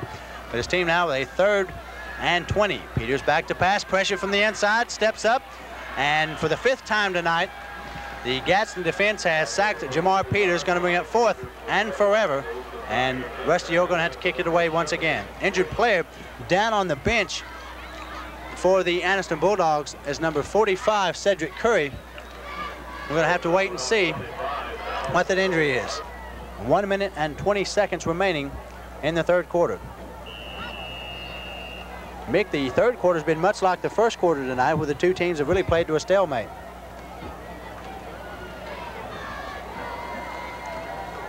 Split backfield once again. John Massey split wide to the bottom of your screen. 6-man front for the Bulldogs. Going to hand the ball off to Callaway. Callaway gets a block. He's out in the open field. Spins, cuts, gets up near the 45-yard line. Yardage good for a first down. And Gadsden continues to move the football on the ground. They have looked solid all night. They have not had really any big lapses. They pretty much controlled the football. They've kept it on the ground. They've been able to run, and they've been able to throw and get the big play through the air when they've had to. And when you do things like that, you're going to control the football game, and that's exactly what Gadsden has done. Medical status on the injured player, Cedric Curry. Mick, is the doctors are not really sure what's wrong with him. He is having some type of convulsions. And for the well-being of that young man, we hope it's nothing really serious. Holstick once again on the carry. Gets back to about the line of scrimmage. So 2nd and 10 from the 45-yard line.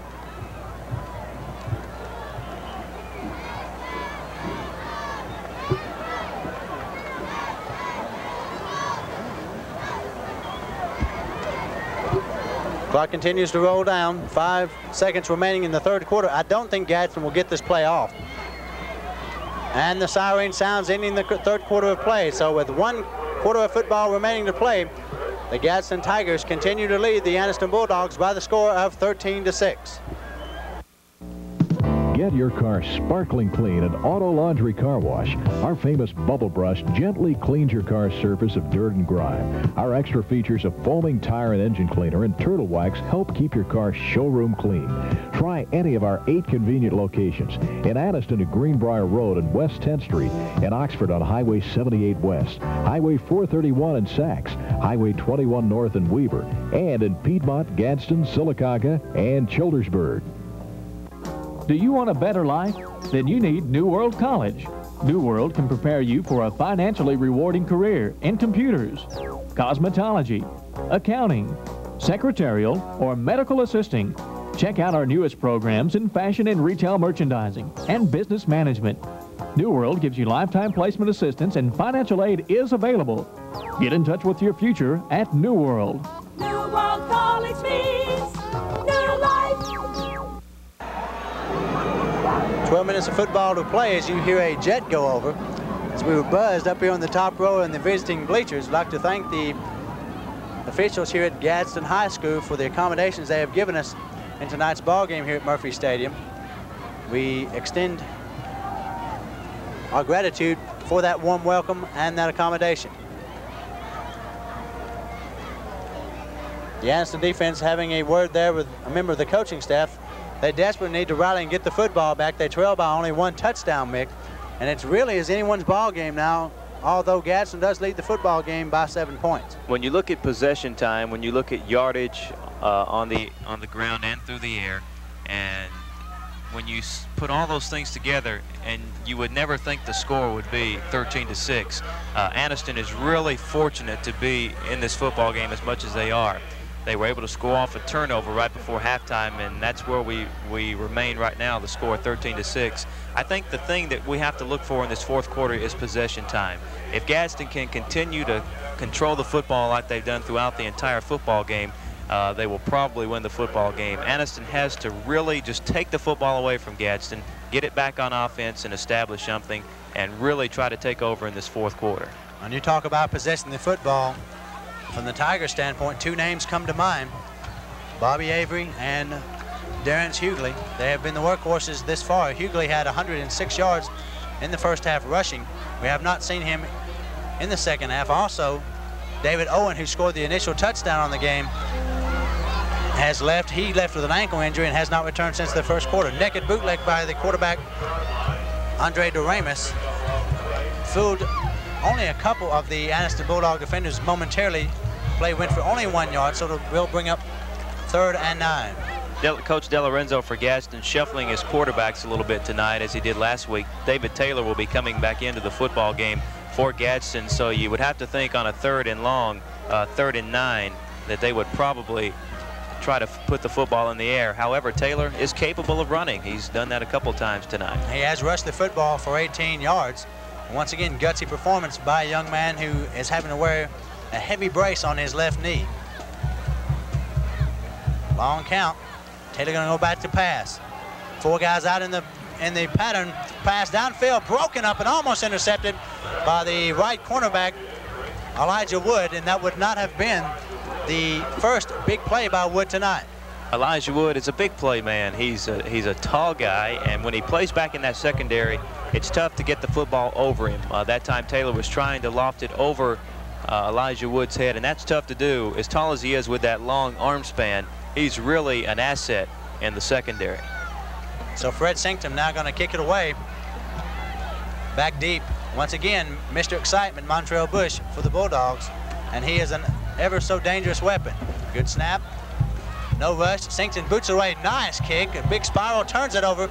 It's going to hit on the 1-yard line and go into the end zone for a touchback. 54-yard kick by Fred Sinkton. No return. The ball will come out to the 20-yard line. And Mick, that is a big punt by any standards and an astounding kick for a high school player. He won't see many kicks like that in college football. He really got a good foot into that one. And unfortunately for him, the ball hit around the goal line and did bounce into the end zone for a touchback. So Anniston will have the football at the 20. And talking about Montrell Bush, Steve, we haven't really seen him get into the flow of the football game.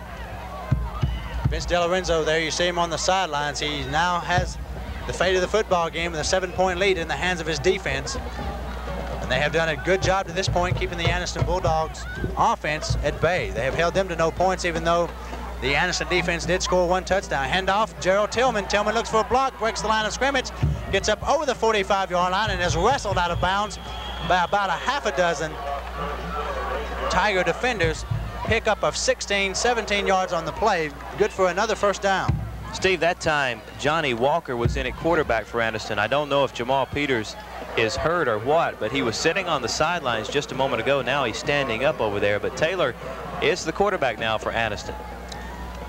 Johnny Walker opened the season at quarterback for Anniston. We saw him play the first 2 plays of the first game against Welborn, and it has pretty much been Jamal Peters at quarterback since that point. Maybe Bill Farrell just trying to get something different happening. Peters on the keeper on the option, tries to turn the corner. Gets maybe a couple as the Tiger defense does a good job of stringing it out once again. Linebacker Ferndale Davis and outside defender Tony Baker there on the stop. This is an interesting move by Coach Farrell. I have to think that maybe he feels that Jamal Peters wasn't really able to get into the flow of the game because they were pressuring him so much and he wasn't really able to run or throw the football. Walker is a little bigger man. He is a little more powerful runner for Anniston, so maybe he can get something going for him.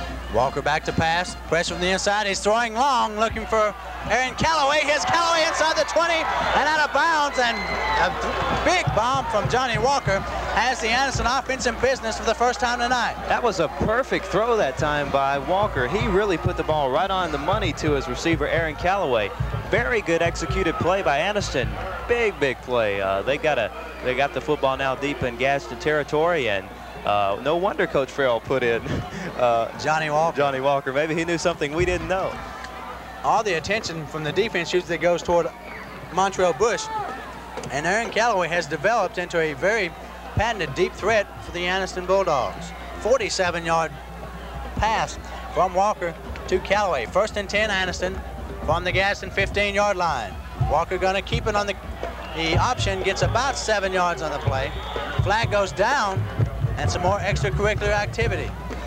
Big Skeet Carnes looks like he might have been right in the middle of that one, Mick. And Skeet's a tough customer, and he's not going to take any lip from any of the opposition. Skeet's came a long way so far this season. At the beginning of the season, he's a big young man, but he was, I guess, maybe a little tentative and didn't really give it all. But he has really improved, and he has started to get after it, and he's really been fired up in the latter stages of this football game. Skeet has been known to display picture-perfect tackling ability at times too, Mick.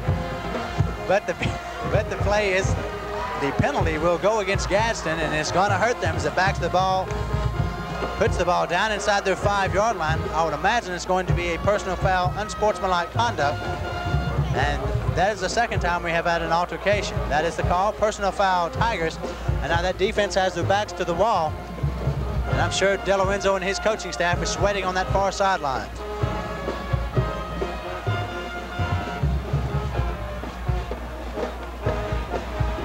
Split backfield, wide out to each side of the field. Walker going to run the keeper on the option, get down close to the goal line, but he didn't get in. So I'm going to bring up 3rd and goal from about the 2-yard line.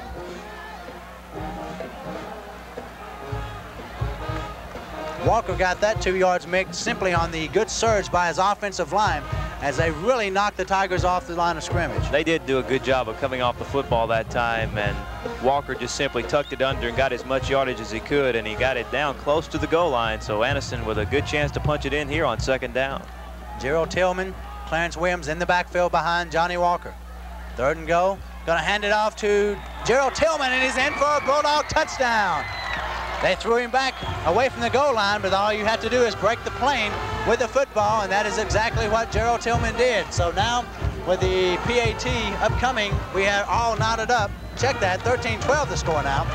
A successful PAT will tie it up at 13. Jimmy Thomas comes on to try that point after attempt, and it will be out of the hold of Jamar Peters. Mick, this is a good time to get right down to the kicking game. Ever so important. Sometimes it's overlooked. The snap from the center has to be a clean field by the holder, get the ball down, and of course the kicker has to get the ball up and through the uprights. Snap is good, ball is down, kick is up, and good. So with exactly 9 minutes remaining in your football game, we're all tied up. The Gadsden Tigers 13 and the Anniston Bulldogs 13. 9 minutes left in this battle. We have played 39 minutes of football, Mick, and we're right back where we started, all knotted up. Gerald Tillman goes in from 2 yards out. Tillman now 34 yards on 7 carries on the night and 1 TD. As Jimmy Thomas is going to kick it away, back deep to field the ball for Gadsden, number 3, Andre Doremus. Doremus fumbles the snap. The ball is rolling around the 10-yard line. He picks it up, gets outside. He has some room, but he's knocked down by 85 Pat Fuller as he gets out to just about the 20-yard line. They're going to mark him down at the 19, and what could have been potential disaster for the Tigers, and comes out to be fairly decent field position. We really do have a new football game here. It was amazing to watch the Anniston offense last time when they came out under the direction of the new quarterback, Johnny Walker. It looked like a totally different offensive football team. They really had good surges from their offensive line, and Walker just simply kept tucking the ball under and running, and Anniston just made a great drive that last time they had the football. 8.5 minutes to go. They hand the ball off to Rodney Callaway. Callaway picks up about 4 yards on the play. Mick, I was just about to mention, there is just under 8.5 minutes remaining in the football game. Now, Gadsden has scored their points and had their most success by running the football. There's plenty of time, and you would have to look to see Coach DiLorenzo and his staff go back to, as the old saying goes, you got to dance with the one who brought you, and it is the rushing attack that got Gadsden their success early in the football game. Pick up of 3 on the last play, 2nd and 7. Cedric Holstick and Darius Ugly in the backfield. And off to Holstick. Holstick gets up over the 25-yard line. You're going to mark him down at about the 26, and a crucial 3rd down play coming up for the Tigers, Mick. This is a big play. They're facing 3rd and 4 yards to go here. 7.5 minutes to play in the 4th quarter. If they have to give the football up to Anniston, it could be a real plus for the Bulldogs because they do have momentum on offense, and if they could get the ball back here, they could really put another drive together and maybe go ahead with a touchdown, and that would be a big plus for them. So this is important for Gadsden at this point in the ball game. You hate to keep harking on turnovers, Mick, but it is exactly that, and it's got Gadsden in trouble. A interception returned by Elijah Wood for 1 touchdown, and a fumble led to the last touchdown. Try the counter play with a wingback counter to Andre Doremus, and that play is going nowhere. The Bulldogs smelled it from the beginning, and they drop Doremus for a loss, and the Tigers will have to kick the football away now on 4th down with 6 minutes and 45 seconds remaining in the contest. Big play by William Russell from his right defensive end spot. He wasn't fooled at all on that misdirection play. Stayed at home, turned the play back inside, and the good pursuit by the Anniston defense was able to stop the running back for the 1st down. Now Anniston will get the football back, and probably with good field position. Greg Singleton going to have to kick it away. Had a 54-yarder his last time. No rush, gets it away. Not as good a kick this time. A line drive. Montrell Bush going to field it on his own 38-yard line with some room to work with. Gets up over the 50-yard line and is hogtied as he goes out of bounds just inside Tiger territory. That's where the Bulldog offense will go back to work now. 6 minutes, 17 seconds remaining in the football game. And both teams desperate looking for that score that's going to unlock this tie. Johnny Walker going to stay at quarterback. And I guess Bill Farrell going to dance with the one that brought him to a 13-13 tie here with just over half of the 4th quarter remaining. Have to start looking for a player of the game, Mick, and there's about 20 different players who have had individual performances tonight deserving of that award. Walker going to run the jump pass to Pat Williams, and this time the ball is deflected at the line of scrimmage, and it falls harmlessly incomplete. And that was similar to the play that Anniston made an interception on and went in for a touchdown. Something I'm wondering about is Darrence Hughley. We mentioned earlier that he had 106 yards on 9 carries in the first half. We haven't seen him at all in the second half. Before the first half ended, he did go off the field with some type of injury. Maybe it was serious enough to keep him out of the rest of the game. Timeout on the field called by Anniston. 6 minutes, 14 seconds remaining in your old football game. We're all tied up at 13 with Anniston and Gadsden. This is where the milk of magnesia comes as top priority on a head coach's list. His team has seen the Anniston Bulldogs get back into the football game after leading 13-0. Gadsden saw the Bulldogs score 13 unanswered points here to tie it up. The Bulldogs had the football, Mick, inside Tiger territory, and they had the momentum. That's right, Steve, and they really have turned this football game around, and it's amazing how they've done it. They've really done it behind the direction of number 10, Johnny Walker. He has done an excellent job since coming in and playing quarterback for Jamal Peters. Nothing against Jamar Peters. He just simply couldn't get things clicking tonight, running at the helm of that offense for the Bulldogs. So Coach Bill Farrell plays a hunch, makes a change, and it's worked out to this point. Now Johnny Walker going to be pressured and brought down for the 6th sack by the Gadsden defense tonight. And boy, that's got to have Bill Farrell steaming just a little bit as he sees his quarterback take that kind of punishment a half a dozen times tonight. He has seen his quarterback sacked a lot of times tonight. Gadsden has really been all over both Walker and Jamal Peters throughout the entire football game. Timeout on the field for the hot weather timeout. 5 minutes and 50 seconds remaining in the football game. We're all tied up at 13. Interesting statistic just handed to me by our expert statistician, Steve Penland, Mick. Yards passing in the second half. Anniston has 96 yards through the air, and Gadsden has only 22. So that has been the key in the second half. Walker out on the sprint out has Montrell Bush. He gets away from one tackler, cuts back inside, gets over the 40-yard line and near the first down marker. So it looked like it was going to be stopped for a loss, and the elusive Montrell Bush gets out of another jam. I'll tell you this right now, and I'm not exaggerating, and I'm not just saying this. Montrell Bush is one of the, if not the best, matter of fact, I can say this, he is the best football player as far as balance that I have seen this year, and we've seen quite a few teams. He is incredible. You think you got him down and he breaks away and gets more yardage. You really have to wrap him up and carry him to the ground and make sure that he is on the ground before you give up. Another timeout on the field, whistle called by Coach Bill Farrell of the Anniston Bulldogs. 13-13 remains your score. I'd like to remind you our executive producer on the broadcast tonight is Allan Rhodes. Our executive producer is Warren Caldwell. Our engineer, chief engineer on the broadcast was Bill the Bullet Bussey. And I'd like to remind our viewers that we could not bring this broadcast to you without the help of the students in the communications department at Jacksonville State University. They do a fine job every week. And we could not bring you these ball games without their help. Time back in on the field.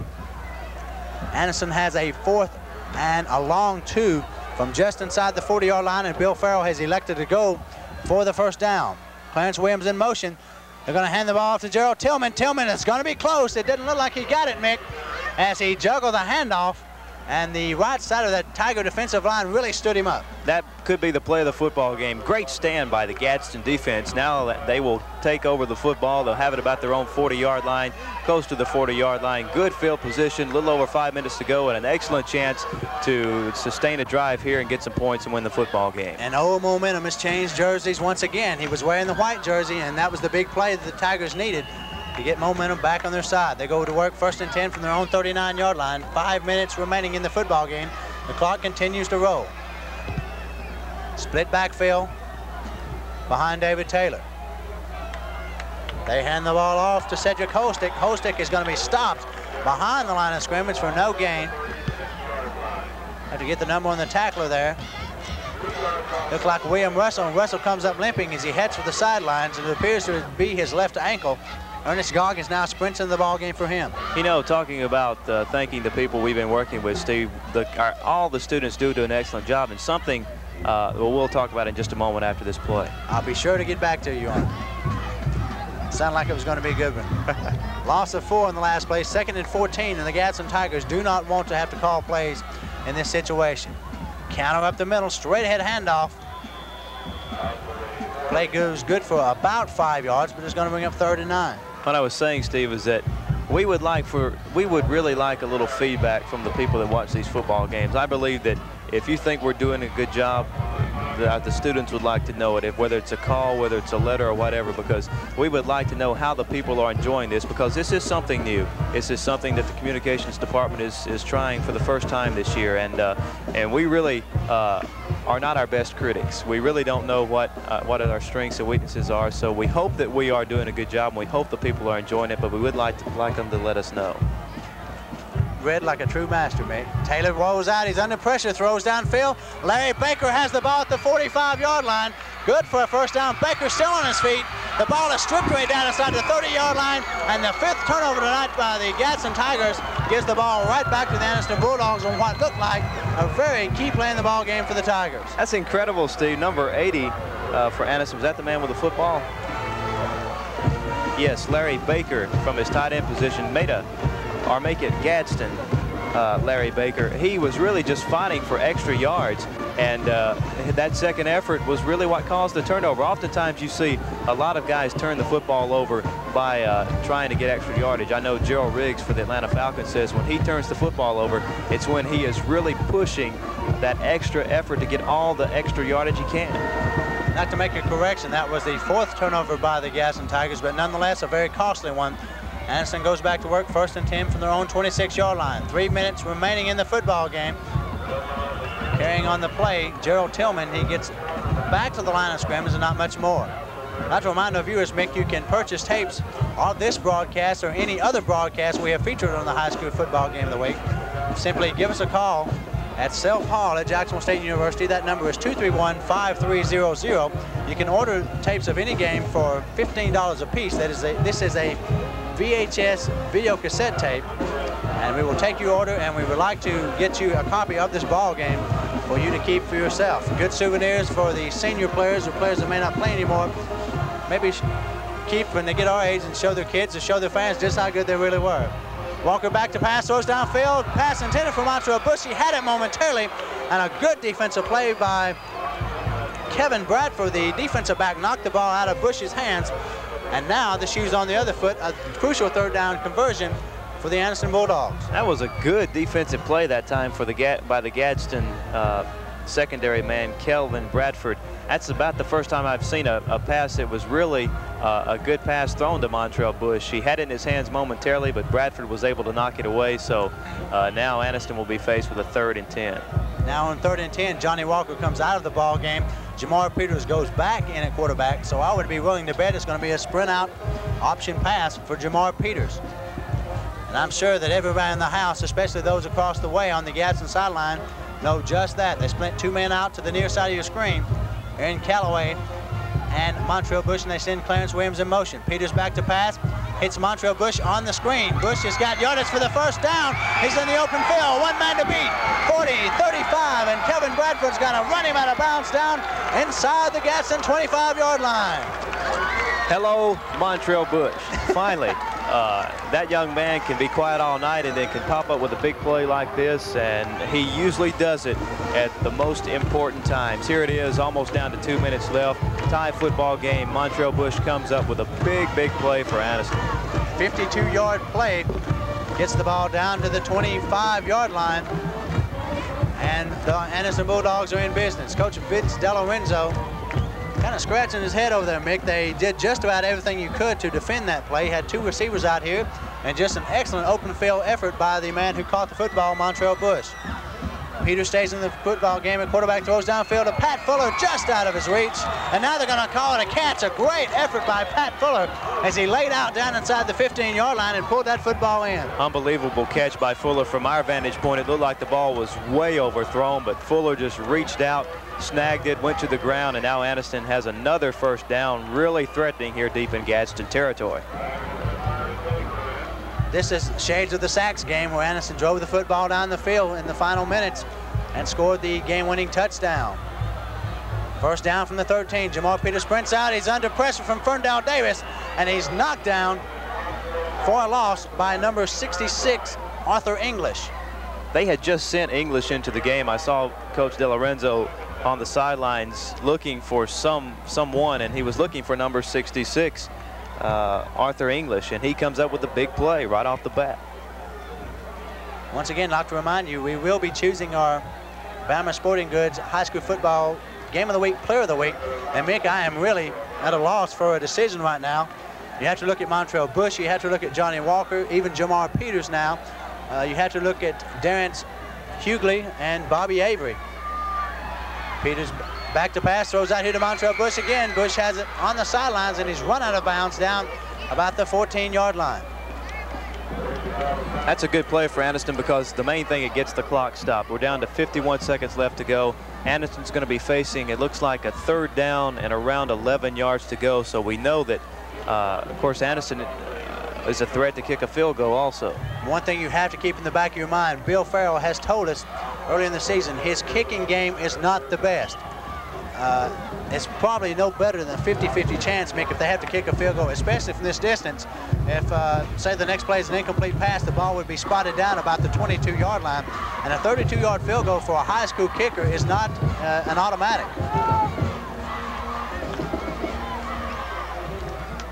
They're going to run the tight end reverse to Pat Fuller. Pat Fuller has some room down close to the 5-yard line as he fights for the first down marker.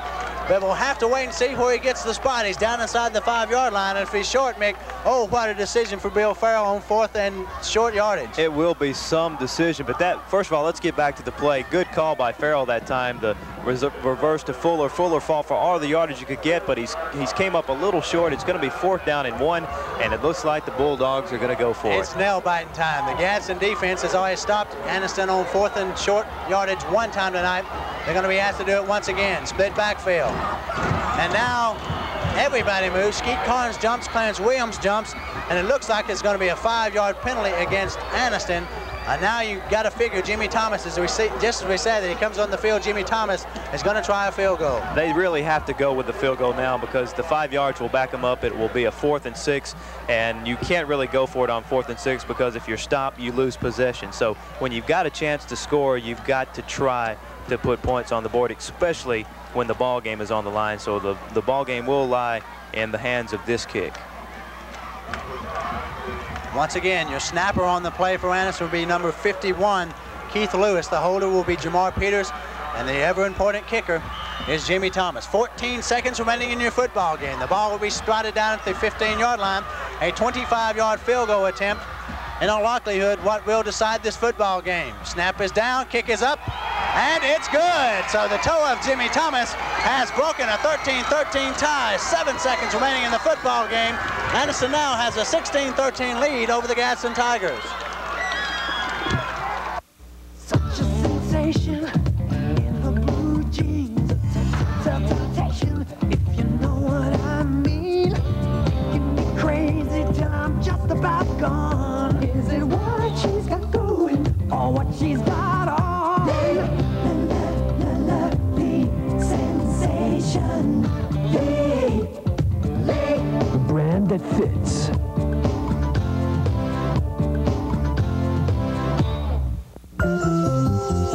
For more than 60 years, Holy Name of Jesus Medical Center has provided quality health care to the people of Northeast Alabama. Our emergency care center offers 24-hour medical service for major or minor emergencies. Our physicians and nurses are specially trained in emergency medicine, and no emergency is considered routine. Holy Name of Jesus Medical Center. We're your friends for life.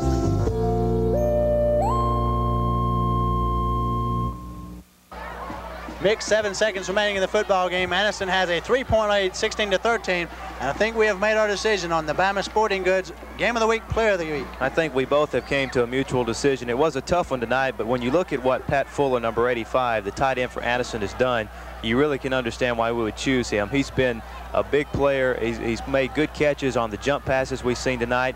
He's been a key in those reverses and those misdirection plays. He was the man that fought for the critical yardage down here right before the field goal, but he was also the man that made that diving catch to keep this drive going that enabled Anniston to keep possession of the football. And as you said, that ever-important pass he caught as he laid out down inside the 15-yard line. might have been the key in this football game. So we'd like to congratulate Pat Fuller, tight end for the Anniston Bulldogs, as being our Bama Sporting Goods High School Football Game of the Week, Player of the Week. 7 seconds remaining. There was a bit of a discrepancy. Vince DeLorenzo came on the field and asked the officials how 7 seconds could have ticked off the clock on a field goal attempt, but he got no satisfaction. 7 minutes to go. Jimmy Thomas kicks it off. It goes out of bounds as he laid the football flat on the ground to kick it. He will be asked to kick the football again from the 35-yard line.